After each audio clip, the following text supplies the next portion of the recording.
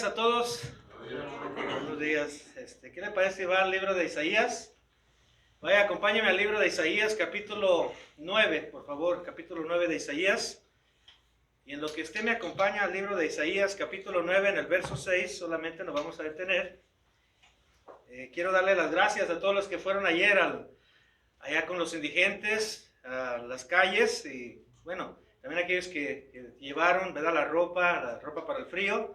Pues muchas gracias y le damos un aplauso a Dios por lo que Él hizo. ¿Está bien, hermanos? Den un aplauso a Dios. Gracias a todos los que fueron. Esperemos que el próximo año vayamos más personas. A mí me gustó que el hermano Marco llevó a sus hijos y me gustaría que más padres lleven a sus hijos también en esos eventos para que vean qué tan bendecidos están sus hijos, ¿verdad? Esas personas en verdad que no tienen, pues están en la calle, ¿no? No tienen nada, no tienen ningún lujo, no tienen nada. Entonces a veces no sabemos apreciar lo que tenemos, pero en realidad que tenemos mucho, ¿eh? Mientras tengamos sustento y abrigo, tenemos mucho. ¿Cuántos dicen amén? Amén. ¿Verdad? Y gracias a Dios por aquellos que estuvimos orando el día de ayer. Bueno, fue una bendición. ¿Está usted en Isaías? El libro de Isaías, capítulo 9. Gracias una vez más por todos. Isaías, capítulo 9, vamos a mirar los atributos del Hijo de Dios. Si está conmigo, bueno, se pone de pie, por favor, en reverencia al Señor. En lo que llega el sonido, por ahí viene la esquina, dando la vuelta. Muy bien, Isaías capítulo 9, verso 6. Acompáñeme, por favor. Isaías 9, 6. Dice así, leamos juntos, Isaías 9, 6. Dice lo siguiente: porque un niño, ¿qué hermanos? Nos es nacido, hijo nos es dado, y el principado sobre su hombro. Y se llamará su nombre, ¿qué hermanos? Admirable, consejero, Dios fuerte, Padre eterno y príncipe de paz. Y príncipe de paz. Parece que no está encendido por acá. Puede sentarse, por favor. Muy bien. Vamos a mirar nosotros los atributos que la Biblia le da a este niño. Un niño que es diferente, ¿verdad? Un niño que marcó la historia. Un niño que a través de él, de ese cuerpo, Dios se encarnó. Pregúntale al que está ahí contigo, sin ese niño hubiera Navidad, pregúntale. Sin ese niño hubiera Navidad, ¿verdad? Estamos a principios de comenzar la Navidad, pero lo cierto es que sin ese niño no hubiera Navidad. Simplemente no habría Navidad si ese niño no hubiera nacido. Esto quiere decir entonces, ¿verdad?, que Santa Claus no tiene nada que ver con la Navidad, ¿cierto? Que ese niño entonces, que es Dios encarnado, es el origen, es el inicio entonces de la verdadera Navidad. Él es el inicio, el origen de la verdadera Navidad. Si no hubiera nacido entonces Jesús, simplemente no habría Navidad, ¿cierto o no? No habría Navidad. Con el cumplimiento de la profecía de Isaías 9:6, con ese cumplimiento entonces, que un niño nos es nacido, nació la festividad más importante del cristianismo. Hay diferentes festividades importantes, por ejemplo, la Pascua, la Resurrección y el Pentecostés. Son eventos, ¿verdad?, importantes, pero entre ellos está la Navidad. Entonces nace el niño Jesús, ¿verdad? Dios se encarna y nace también el evento, uno de los eventos más importantes de nosotros como cristianos. Allí nació entonces en el cumplimiento, ¿verdad?, del nacimiento de este niño que nos ha nacido. Tal niño es tan poderoso que los hombres sabios se postraron ante él. ¿Cuántos de ustedes son sabios? ¿Cuántos de ustedes son sabios? Pues dígame, por favor. ¿Verdad? Bueno, si somos sabios, ¿cuántos saben que la sabiduría, el principio de la sabiduría es el temor a qué, hermanos? El principio de la sabiduría es el temor a Dios. Ahora sí quiero que me acompañe, vaya a Mateo 2:11. El principio de la sabiduría es el temor a Dios. Y nosotros somos sabios. Nosotros somos sabios porque tenemos temor de Dios. ¿Cuántos dicen amén? ¿Verdad? Entonces fíjate bien, en Mateo 2:11 se registra una visita que estuvimos hablando el miércoles de algunos hombres sabios. Nosotros también somos sabios, ¿verdad? Esos hombres sabios se postraron ante Jesús y nosotros también nos postramos ante Él. ¿Cuántos dicen amén? ¿Verdad? Vamos a mirar, por favor, Mateo 2:11 dice lo siguiente: y al entrar Y al entrar en la casa, hablando de los hombres sabios, ¿qué dice, hermanos? Vinieron al niño. Un niño no es nacido, la primera característica. Con su madre María, y postrándose, le adoraron. Y abriendo sus tesoros, le ofrecieron presentes, oro, incienso y mirra. Entonces, lo que vemos aquí, que ellos ante ese niño, ¿verdad? O a ese niño le adoraron, se postraron. Y a mí me impactó esa palabra, se postraron. Lo vamos a dejar así sin sonido. Esa palabra, se postraron. ¿Por qué? Porque decíamos el miércoles que esa es la razón por la que venimos a la iglesia. Los hombres sabios, los reyes magos fueron, ¿verdad?, ante la casa de Jesús, se postraron delante de Jesús, y es lo que nosotros hacemos con Jesús, nos postramos también. Pero esta palabra postrarse, fíjese bien lo que significa. Significa caer y derrumbarse. Fíjate lo que hicieron los hombres sabios, a lo que le llamamos, ¿verdad?, los reyes magos, que no sé de dónde salió esa idea. Pero bueno, ellos se derrumbaron al ver el rostro de Jesús. Esto quiere decir entonces, ¿verdad?, que ellos mismos sabían, comprendían que ese niño que había nacido era algo diferente. Era algo, ¿verdad?, que merecía la adoración. Dicho de otro modo, era el mismo Dios. Y eso mismo que hicieron estos reyes magos o los hombres sabios, eso mismo entonces hará todo el mundo un día delante de Jesús. Acompáñame por favor a Filipenses 2:10. Acompáñame a Filipenses 2:10, porque allí está registrado entonces que ante ese niño que nació, todo ser humano, tarde o temprano, también hará lo mismo que hicieron esos reyes magos, que se postraron, ¿verdad?, ante él. Y tarde o temprano también, hermanos, y que no falta mucho, pienso yo que ya pronto será el retorno de Cristo, todo ser humano reconocerá quién es ese niño, que sabemos que es Dios. Filipenses 2:10, ¿estás conmigo? Filipenses 2:10. ¿Están conmigo o no? Sí. Filipenses 2:10 dice lo siguiente: para que en el nombre de Jesús, ¿qué, hermanos? Se doble toda rodilla de los que están en los cielos y en la tierra y debajo de la tierra, y toda lengua confiese que Jesucristo es el Señor, para la gloria de Dios Padre. Pues bueno, ese niño nació, pero juntamente con ese niño vendría el nombre, que es sobre todo nombre, que es el nombre de Jesús. Y tarde o temprano toda rodilla se doblará delante, ¿verdad?, de Jesucristo, delante de ese niño que nació. Dicen los ateos, no existe Dios, no hay Dios. Bueno, ciertamente el ateísmo es temporal, ¿verdad? Porque cuando muere una persona, se encuentra con Dios.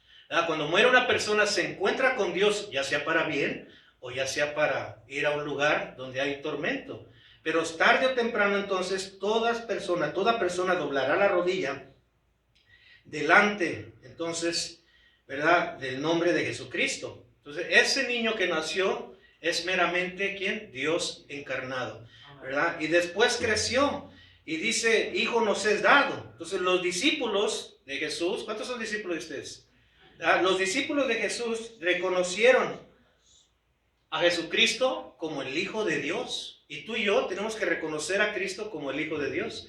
Hay sectas que no lo reconocen como Hijo de Dios. Hay sectas que dicen que Él es un arcángel, el arcángel Miguel, cierto ángel poderoso. Pero lo cierto es que la Biblia y los discípulos lo reconocieron como el segundo atributo, que es Hijo nos es dado, como Hijo de Dios. Mateo 16:13 dice lo siguiente, yo se lo voy a leer por ustedes, para mirar cómo los discípulos de Jesús lo reconocieron como hijo. Entonces lo que Isaías habló en el capítulo 9, verso 6, ¿verdad?, los creyentes en el Nuevo Testamento testificaron de tales atributos. Entonces un niño nos es nacido, ya miramos, ¿verdad?, que el niño era Dios encarnado. Y número 2, hijo nos es dado, y dice Mateo 16:13, viniendo Jesús a la región de Cesarea de Filipo, preguntó a sus discípulos, fíjate, Jesús pregunta a sus discípulos, diciendo, ¿quién dicen los hombres que es el Hijo del Hombre? O sea, ¿quién es el Hijo de Dios? Y en el verso 16, Pedro responde lo siguiente, respondiendo Simón Pedro, dijo, tú eres el Cristo, o sea, tú eres el Mesías, tú eres el ungido, el Hijo del Dios viviente, el Hijo de Dios viviente. Entonces vemos aquí que el Hijo nos es dado, se cumple en Jesucristo, ¿no? La profecía de Isaías, 700 años antes de que Pedro dijera estas palabras, tú eres el Cristo, el Hijo de Dios viviente. Pedro reconoció entonces a Jesucristo como el Hijo de Dios viviente. La pregunta es, ¿cómo tú lo conoces? Jesús preguntó, ¿quién dice la gente que soy yo? Ahora, ¿quién decimos nosotros que es Jesús? Para ti, ¿quién es Jesús, hermana? ¿Verdad? Para ustedes, ¿quién es Jesús? Para ti, ¿quién es Jesús? Para mí, ¿quién es Jesús? Para mí es el Hijo de Dios, para mí es mi Salvador, ¿verdad? Para mí Jesús es el mismo Dios, ¿cierto? Entonces, esta es una verdad fundamental en la cual tenemos que centrarnos y creerla y arraigarla dentro de nosotros. ¿Quién es Jesús? Pedro contestó, tú eres el Hijo de Dios viviente. Y Jesús quiere, entonces, a través de este verso, ¿verdad? Que es un verso entonces que demanda una respuesta. Jesús quiere que entendamos nosotros quién realmente Él es. El miércoles en la clase estábamos haciendo énfasis de que los maestros cristianos verdaderamente tienen que ser cristianos, verdaderamente tienen que creer en Cristo, verdaderamente tienen que tener un antes y un después de Cristo, ¿verdad? Que ellos se acuerden en qué momento Cristo los visitó. ¿En qué momento Cristo? Porque ciertamente el verdadero creyente tiene ese recuerdo, ¿verdad? De cuando algo sucedió en nosotros, de cuando realmente el Hijo de Dios, ¿verdad? Se puede decir también, habitó en nosotros, porque Pablo dijo, Cristo en nosotros, poder de Dios, ¿verdad? Entonces, nosotros como cristianos tenemos que tener esa seguridad, ese testimonio de que realmente Cristo vive en nosotros. ¿Cuántos dicen amén? De que realmente hemos conocido a Cristo, de que realmente Cristo, ¿verdad? Se nos ha revelado y hemos tenido una relación con Él, pero también una experiencia con Él. ¿Cuántos dicen amén? ¿Usted recuerda el día en que Cristo lo visitó? Yo recuerdo perfectamente, ¿no? Cuando algo sucedió en mí. Entonces Jesús pregunta, ¿quién dice la gente que es el Hijo del Hombre? Pedro contesta, tú eres el Hijo de Dios, ¿verdad? Tú eres el Cristo, el Hijo del Dios viviente. Entonces vemos ahí que se cumple este atributo de hijo nos es dado, se cumple en Jesús. Y el número 3, según Isaías, el segundo atributo es que el principado será sobre su hombro, el principado. Y esto es bien interesante reconocer, que el principado está sobre los hombros de Jesús o en Jesús. De acuerdo a Isaías, principado, la palabra principado significa imperio. Fíjate qué interesante. Fíjate, nota esto. ¿Verdad? El principado es sobre sus hombros, sobre ese niño que nació, sobre ese nombre, ¿verdad? Que es sobre todo un nombre, que es Jesús. Y principado aquí en Isaías 6:9 significa imperio. Entonces también significa, ¿verdad? Jefe. Ahora fíjate bien, el imperio, ¿verdad? De todo el mundo y todo imperio, ¿verdad? Jesús está sobre todo imperio, sobre cualquier gobernante. Jesús es por encima de todo. Dicho de otro modo, Él es el rey, ¿de qué, hermanos? De reyes, ¿verdad? Y cuando dice rey, vea su Biblia y dice con R mayúscula, para distinguir entonces que Él es rey, y luego dice reyes con R minúscula, que Él es el rey sobre todos los reyes. Por eso dice Isaías, el principado sobre su hombro. Esta palabra principado también aparece en Proverbios 8 y se le atribuye a Jesús. Dice Proverbios 8:23, fíjate, en Reina Valera 60 dice Proverbios 8:23, eternamente tuve el principado. Escucha esto, eternamente. ¿Qué es eternamente, hermanos? Por siempre, ¿verdad? O sea, infinitamente. Entonces dice Proverbios 8:23, eternamente tuve el principado desde el principio, antes de la tierra. Desde el principio, antes de la tierra. Entonces, ¿quién es el que tiene el principado? Jesús. ¿Desde cuándo? Desde antes que se fundara la tierra. ¿Desde cuándo? Desde el principio. Por eso es que Él dice en Apocalipsis, yo soy el principio y el fin. Yo soy el alfa y soy la omega. Entonces, este atributo de principado sobre su hombro se refiere a Jesús. Y el Nuevo Testamento, escucha esto, el Nuevo Testamento traduce principado como jefe en rango, como jefe en orden, como jefe en tiempo y como jefe en dominio, magistrado y poder. Qué tremendo esto, ¿no? ¿Por qué? Porque a Jesús se le está atribuyendo entonces que Él es el jefe en mando, que Él es el jefe entonces en tiempo, que Él es el jefe en dominio, en magistrado y en poder, ¿verdad? Jesús es el jefe en tiempo porque Él muda los tiempos, ¿no? Dijo Daniel. profeta Daniel dice, el Señor muda los tiempos, o sea, Él es el jefe, ¿verdad?, de los tiempos, es el jefe en poder, porque Satanás tiene algo de poder, pero Dios tiene todo poder. ¿Cuántos dicen amén? Entonces, principado se traduce así en Efesios 1:21. Escucha esto en Efesios 1:21. Dice lo siguiente, sobre todo principado, o sea, Jesucristo es sobre todo ¿qué? Sobre todo principado y autoridad y poder y señorío. Ese niño entonces que nació sería sobre todo principado, sobre toda autoridad y sobre todo poder y sobre todo señorío y sobre todo nombre que se nombra, no solo en este siglo, sino también en el venidero. Fíjate qué tremendo, ¿no? Amén. O sea, lo que escribe Isaías 700 años antes del nacimiento, que Jesucristo sería entonces jefe sobre toda autoridad, sobre todo poder, y no solamente sobre todo nombre que se nombra en este tiempo, sino también sobre todo nombre del tiempo venidero. O sea, Jesús es jefe por siempre, ¿verdad? Él es por siempre. Jesús entonces es el jefe de todo rango, orden, dominio, magistrado y poder, de acuerdo a Efesios 1:21. Pero también Pablo describe esta palabra principado en Colosenses 2:10 y nos hace creer y pensar, o al menos esa es la intención, que creamos y que pensamos, ¿verdad?, que el magistrado que tiene Jesús es suficiente para estar tú y yo tranquilos, descansando en lo que Él es. Colosenses 2:10, fíjate, Colosenses 2:10 dice lo siguiente.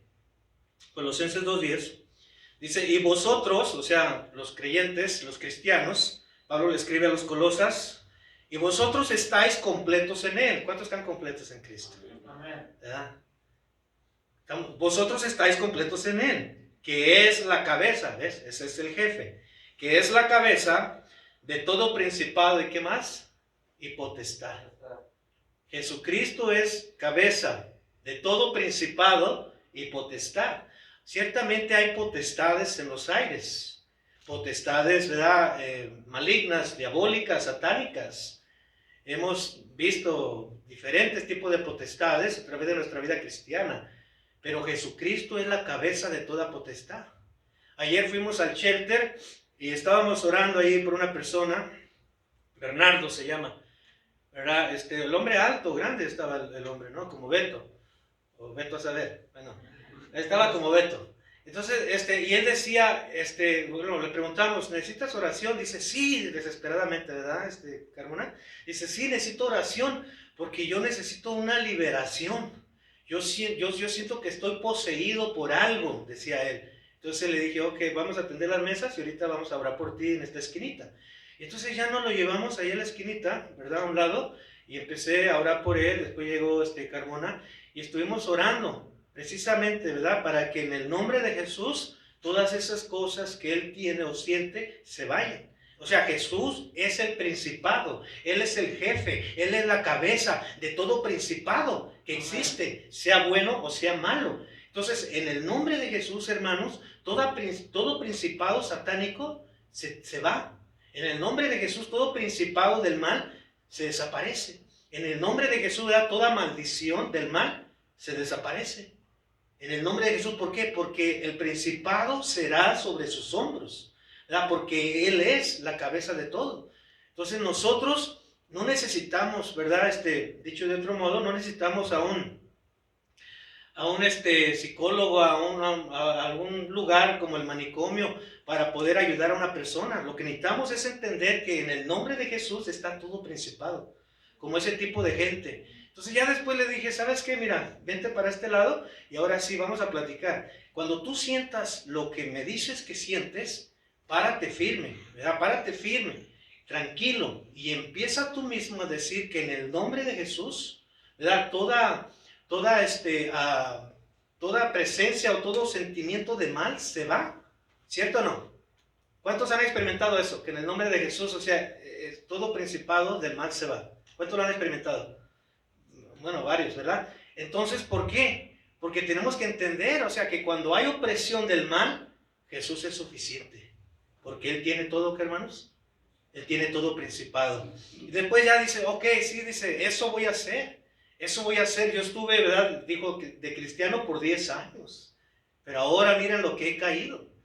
Oramos también por otras personas, pero sin duda, en esos lugares de la calle, en esos lugares donde reina la drogadicción, donde reina, ¿verdad?, la maldad, donde Satanás tiene su imperio, proclamar el nombre de Jesucristo, hermanos, es poderoso, ¿cierto o no?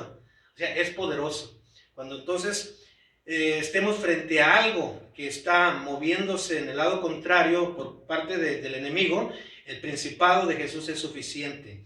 Y número 4, el cuarto atributo, se llamará su nombre admirable, dice, ¿verdad? Su nombre será admirable, dice entonces Isaías 9:6. Y en Jueces 13:17, en Reina Valera 60, les voy a leer un verso donde los padres de Sansón, todos conocen a Sansón, ¿verdad? La historia de Sansón.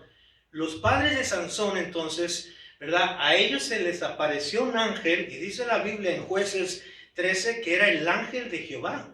Y nosotros sabemos que cuando la Biblia habla del ángel de Jehová, es una teofanía, o dicho de otro modo, es una manifestación visible de Dios en el Antiguo Testamento. Entonces, ese ángel de Jehová se aparece entonces, ¿verdad?, a Manoah, padre de Sansón, ¿verdad?, a la madre de Sansón entonces, y se le revela entonces como el admirable. Se le revela entonces como que él es un Dios admirable. Vaya a Jueces 13, o yo voy a Jueces 13:17, y entonces dice así la Escritura en el Antiguo Testamento, ¿verdad?, donde su nombre será admirable. Dice, entonces dijo Manoah, o sea, el padre de Sansón, al ángel de Jehová. ¿Qué le dijo Manoah al ángel de Jehová? ¿Cuál es tu nombre? ¿Cuál es tu nombre? Para que cuando se cumpla tu palabra, te honremos. ¿Cuál es tu nombre? ¿Cuál palabra? El ángel de Jehová le dio una profecía, ¿verdad? Que Sansón sería grande, sería usado por Dios. Entonces, que nada más se guardara de la sidra y que hiciera voto nazareno. Esos son los versos anteriores.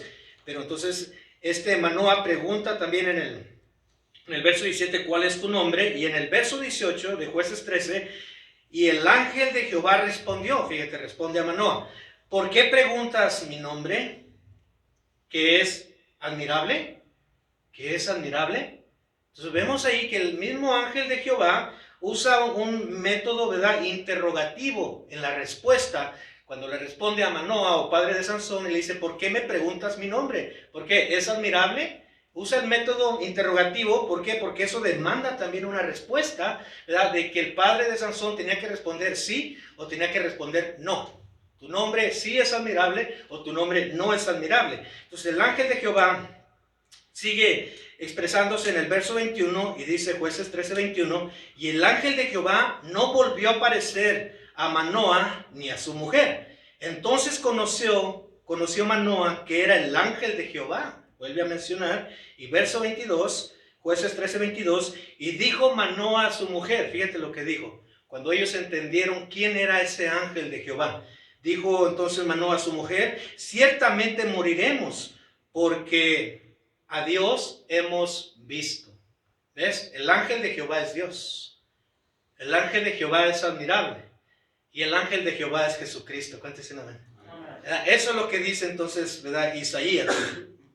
Su nombre será admirable.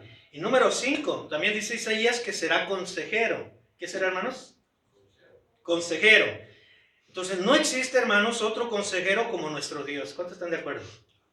No existe otro consejero como nuestro Dios. En Romanos 11:34, Pablo dijo lo siguiente, porque ¿quién entendió la mente del Señor? ¿Quién entendió la mente del Señor? ¿Ustedes han entendido la mente del Señor?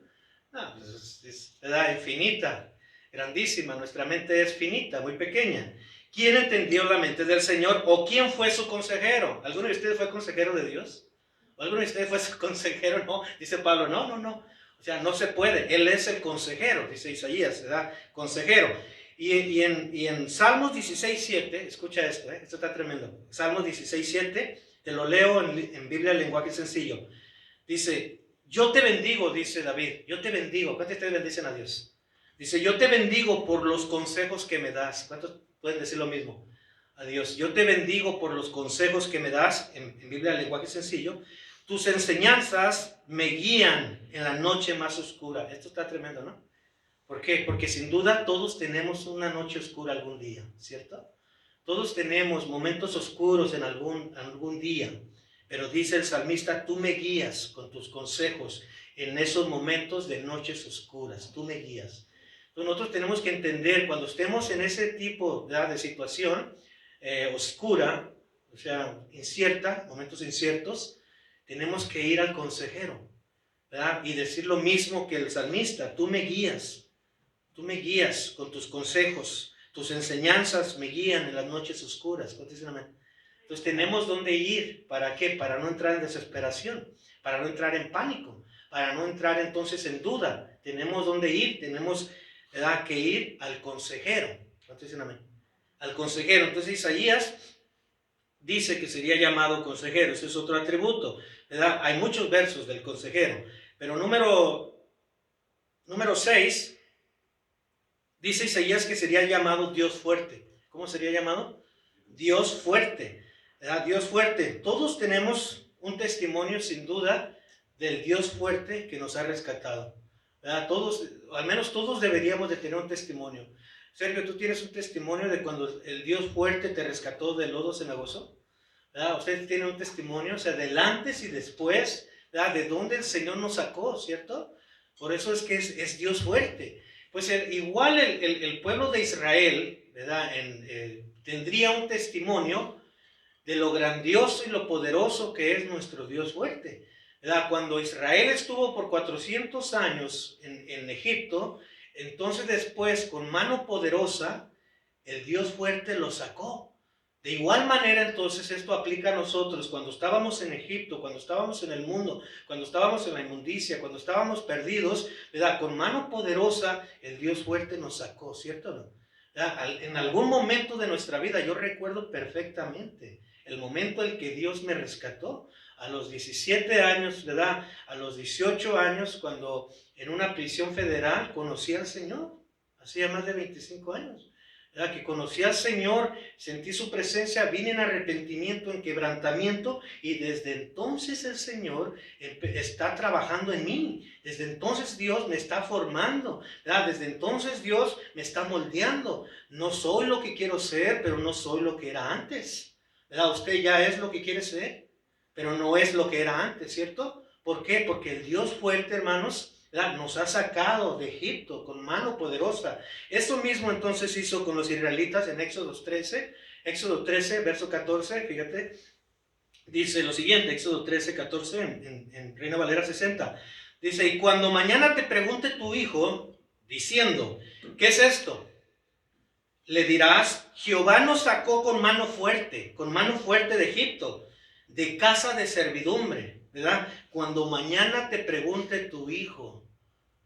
Esto está bien tremendo. Lo explico de esta manera, en la manera que se aplica a mí, ¿verdad? Yo tengo un hijo de 23, 24 años, esta perdí la cuenta, ¿verdad? Terminó bien sus estudios universitarios, terminó todo muy bien, muy aplicado el muchacho, ¿verdad? Este muchacho se llama Steven, mi hijo mayor.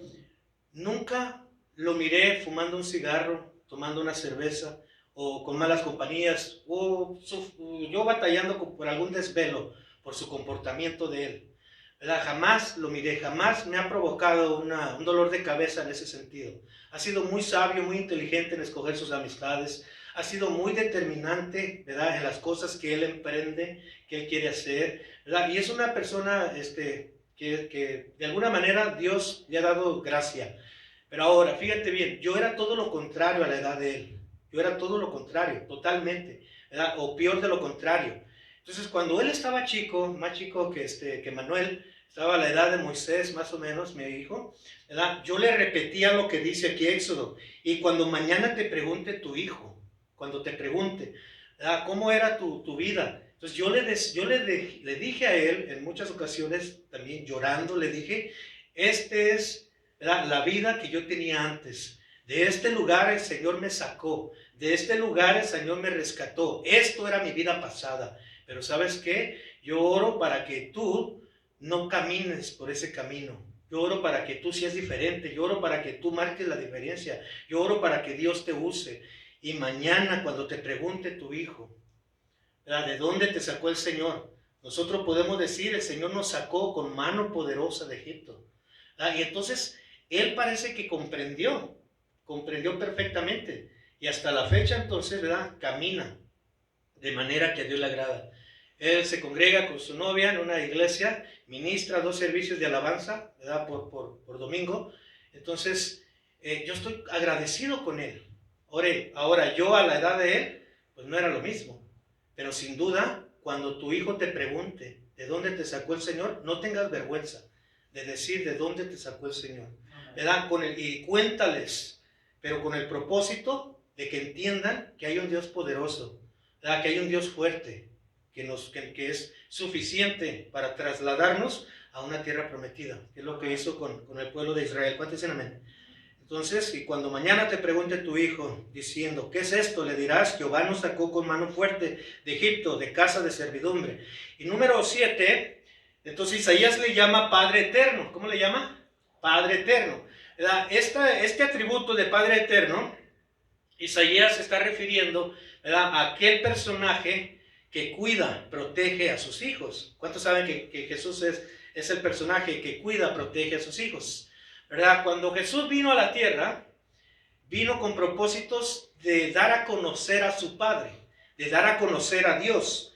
Y cuando Jesús estuvo y habitó entre nosotros y vimos su gloria, vemos cómo cuidó de sus discípulos. Vemos el servicio que prestó, ¿verdad?, a la multitud, ¿verdad? Le alimentó a más de 5,000 en cierta ocasión, ¿cierto o no? Eso es lo que hace un padre, alimenta, ¿verdad? De alguna manera protegió, ¿verdad?, a una mujer de mala reputación. Eso es lo que hace un padre, defiende, ¿verdad? De otra manera, entonces, cuando alguien estaba enfermo, él hizo milagros de sanación, ¿cierto o no? Ese es el cuidado que tiene un padre. La hija de nuestro hermano Marco estaba enferma y ahí estaba él cuidándola. O sea, ese es atributo de padre, ¿verdad? Entonces, vemos en Jesús lo que el Padre es. Él entonces es, ¿verdad?, proveedor, Él es protector, Él es entonces alguien que nos cuida. Entonces, eso sería el atributo que Isaías menciona, será Padre eterno, o sea, un cuidador eternamente. La Biblia dice esto, escuchen lo que voy a decir, ¿verdad? Dice la Biblia que aún después de la muerte, el Señor nos guiará.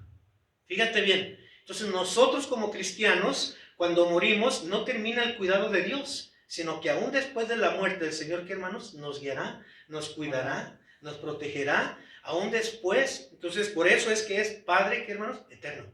Por eso es Padre eterno.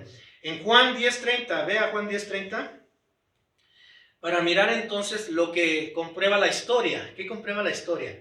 Bueno, la historia nos muestra que hay muchas reliquias, ¿verdad?, con esta frase encontradas, pues ya de hace siglos, por lo menos 19 siglos, con la frase que dice, hermanos, Pater Noster. Pater Noster, ¿verdad? Los discípulos, como Pedro, se creen que estas reliquias, algunas eran de Pedro, ¿verdad?, que ellos, los apóstoles, escribían esa frase porque tuvieron la revelación que realmente Jesús era el Padre nuestro, ¿verdad? Y ellos entonces escribían esa frase, Pater Noster, ¿verdad? Entonces, para atribuir entonces que al ver a Jesús, estábamos viendo al Padre. Entonces dice Juan 10:30, yo y el Padre, dice Jesús, yo y el Padre, ¿qué? Uno somos. Yo y el Padre uno somos. Felipe le dijo, Señor, muéstranos al Padre y nos basta, en el verso 8. Y en el verso 9, Juan 14:9, Jesús le dijo, tanto tiempo que hace que estoy entre vosotros y no me has conocido, Felipe. ¿Cuántos de ustedes ya conocen a Jesús como Padre? Los apóstoles lo conocieron, las reliquias lo comprueban, la evidencia lo dice, entonces que lo entendieron como Padre nuestro, porque al ver a Jesús vemos al Padre, y los actos de Jesús son los actos del Padre. Entonces dice, tanto tiempo hace que estoy con vosotros y no me conoces, Felipe. El que me ha visto a mí, ¿ha visto qué? Ha visto al Padre. ¿Cómo pues, dices tú, muéstranos al Padre? ¿Cómo pues? O sea, ¿de qué manera? ¿De qué manera te hago entender, verdad? Que yo también soy el Padre, la misma esencia del Padre, la misma imagen del Padre, que los mismos atributos del Padre los tengo yo, todo lo que tiene el Padre, ¿verdad? Lo tengo yo también. Es como que Jesús está diciendo así, ¿verdad? Entonces Jesús es el Padre nuestro. También es entonces ¿qué? Nuestro protector, nuestro cuidador, ¿verdad? De Él dependemos también, del cuidado de Él. Pero sobre todo eso también, o después de eso, también Isaías dice que es príncipe de ¿qué, hermanos? Príncipe de paz. Y esto está tremendo, hermanos. La Navidad son contrastes. Algunos tienen una Navidad con paz, Para otros no hay paz, porque es un contraste. Algunos quisieran estar fuera de Estados Unidos, otros quisieran estar en Estados Unidos, ¿verdad? O algunos quisieran estar con sus familiares. Hay algunos que tienen cómo comprar regalos, hay algunos que no tienen cómo comprar. La Navidad es un contraste. La Navidad es un contraste, ¿verdad? Algunos entonces tienen una Navidad solitaria, una Navidad entonces incompleta en cuanto a la familia. La Navidad es un contraste, pero ante todos esos contrastes, hermano, tenemos al príncipe de paz. ¿Sí o no? Ante todos esos contrastes, aunque no tienes toda tu familia completa, ¿verdad? Para pasarla, aunque tal vez no hay a veces los medios, ¿verdad? Porque la Navidad se trata de dar, Dios dio a su Hijo, ¿verdad? Se calcula que son 230,000 millones que se gastan en la Navidad en Estados Unidos. Esos 230,000 millones son repartidos, ¿verdad? Entre una persona y otra, solamente aquí en Estados Unidos. Entonces, ante cualquier circunstancia entonces o cualquier situación que sea la nuestra, si no estás completo, estamos completos en Cristo, ¿verdad? Tenemos al príncipe de paz. Príncipe, esta palabra significa jefe en cabeza, también significa capitán o comandante. Jesús es el príncipe, es el comandante, es el capitán, ¿verdad? Y la Biblia dice que donde manda capitán, ¿no gobierna qué? Si lo sabe. Entonces, Cristo es capitán, y donde gobierna entonces Cristo, ¿verdad? No gobierna el hombre, ¿verdad? Muy bien, entonces, y la palabra hebrea paz es la palabra shalom, que quiere decir entonces a menudo una expresión de calma y tranquilidad en las personas, grupos o naciones, ¿verdad? Entonces, referencia a la calma y tranquilidad. Jesús, algo que me gusta a mí mucho de Jesús, es que Jesús no nos prometió, hermanos, ¿verdad? Una vida sin aflicciones. No nos prometió una vida sin preocupaciones. No nos prometió una vida, ¿verdad? Sin problemas. Cuando ya venimos a Él, porque si hay quienes lo dicen, ¿verdad? Ven a Cristo y tus problemas se van a desaparecer. Ven a Cristo, ¿verdad? Y tus aflicciones se van a ir. Ven a Cristo y tus preocupaciones desaparecerán. Bueno, lo cierto es que mientras estemos, hermanos, ¿verdad? Viviendo como humanos, como personas, todas estas cosas van a venir. Y Jesús nunca nos dijo que no vendrían aflicciones. Jesús nunca nos dijo que no vendrían problemas. Jesús nunca nos dijo que no venían preocupaciones. Pero Jesús sí nos dijo, ¿verdad? Que Él nos daría una paz que sobrepasa todo, hermanos. Todo entendimiento ante esos problemas, ante esas preocupaciones, ante esas situaciones difíciles.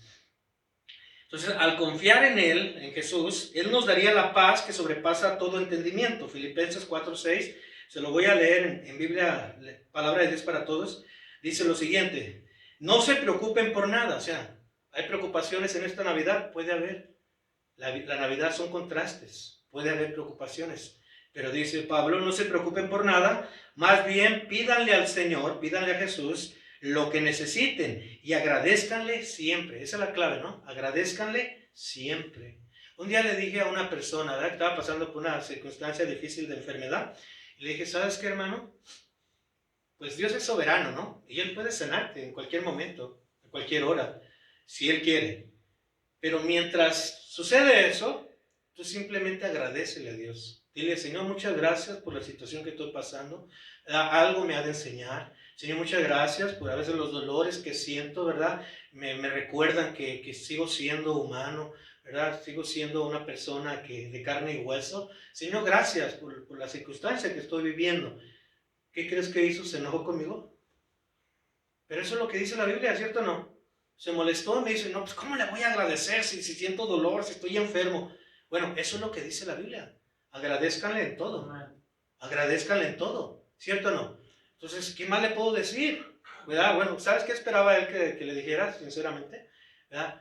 Bueno, vamos a declarar que no sientes ningún dolor. Vamos a declarar que no tienes ninguna enfermedad. Vamos a declarar, eso es, ya después cuando lo entendí, platicando con él, eso es lo que él esperaba. Pero lo cierto es que Dios es soberano, ¿verdad? Ante las aflicciones tenemos al príncipe de paz. Y mientras nos sana o no nos sana, tenemos que agradecerle en todo.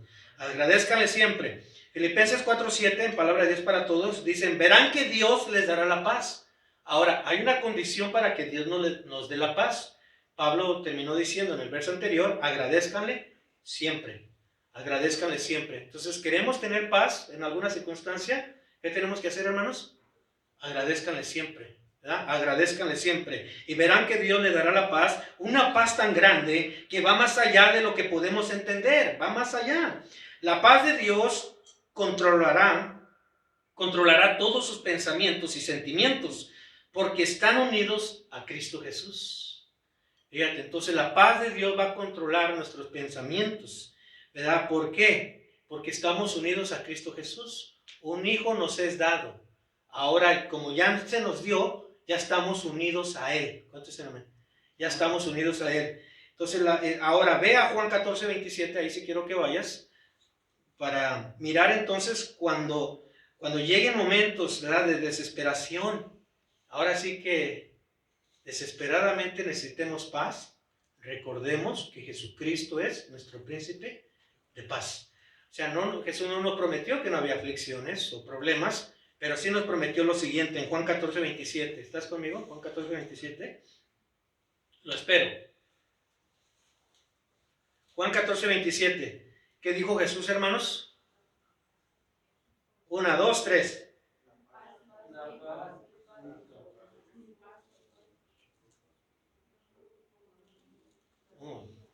Calificación 10. Muy bien, la paz os dejo, dijo Jesús, ¿verdad? La paz os dejo. Esto está bien tremendo, ¿no? Porque si lo entendemos, o sea, esto es una realidad. Cuando estés pasando situaciones, la gente no va a entender por qué tienes paz, ¿verdad? Pero tú sí vas a entender, porque Jesús dijo, la paz os dejo. Mi paz, o sea, Jesús dice, mi paz os doy, mi paz os doy. Yo no os la doy como el mundo la da, no. El mundo, si tienes dinero, tienes paz. Si tienes salud, tienes paz. Si tienes, ¿verdad?, todo lo que necesitas humanamente, tienes paz. Pero Jesús está hablando, hermanos, de una paz que sobrepasa todo entendimiento. Que a pesar de que no tengas lo que no tienes, ¿verdad?, puedes tener paz. Podemos tener paz. Porque Él nos da la paz y yo no las doy como el mundo las da. No se turbe vuestro corazón. ¿Y qué más dice, hermanos? Y ni tenga miedo. No se turbe. La palabra turbar allí, dice, no se turbe, significa acobardar. Jesús está diciendo, no se acobarden nuestros pensamientos y no se inquieten con miedo. No se acobarden. ¿Por qué? Porque confiamos en Él. ¿Cuántos confían en Él? ¿Ya? Entonces, al confiar en Él, toda inquietud y todo miedo, hermanos, se tiene que calmar. Eso comprobado. Por ejemplo, ayer, el hombre desesperado, y después, ¿qué dijo? Ay, ya tengo tranquilidad. Cuando oramos ayer en el shelter, oramos por el indigente, ya tengo tranquilidad. ¿Por qué? Porque a través de la oración, la imposición de manos, la paz de Cristo llega a nosotros, ¿cierto o no? A través de todo eso. ¿Está bien, hermanos? Entonces, conclusión, el nacimiento del niño Jesús dio comienzo a la verdadera Navidad. Y sin ese nacimiento no habría Navidad, ¿cierto o no? Entonces, a la misma vez, nos fue dado un hijo, para que a través de ese hijo pudiéramos tener la salvación. Se llamará Jesús, porque Él salvará al pueblo de sus pecados. Y sobre ese nombre vendría el principado, ¿verdad? El jefe de rango en todos los sentidos. Que eso entonces es admirable, ¿cierto? Es admirable lo que Él es. Y en todo momento también Él es consejero. Aún en los momentos oscuros podemos ir siempre hacia Él para que nos ilumine con su conocimiento y su sabiduría. Él es un Dios fuerte, ¿verdad? Porque nos ha sacado de la vida pasada. Y es un Padre protector, cuidadoso y Padre, porque es Padre eterno. ¿Cuántos dicen amén? ¿Verdad? Y sobre todo también es príncipe de paz, porque ante toda circunstancia nos da su paz que sobrepasa todo entendimiento. ¿Cuántos dicen amén? ¿Verdad? Vamos a darle gracias a Dios, póngase de pie.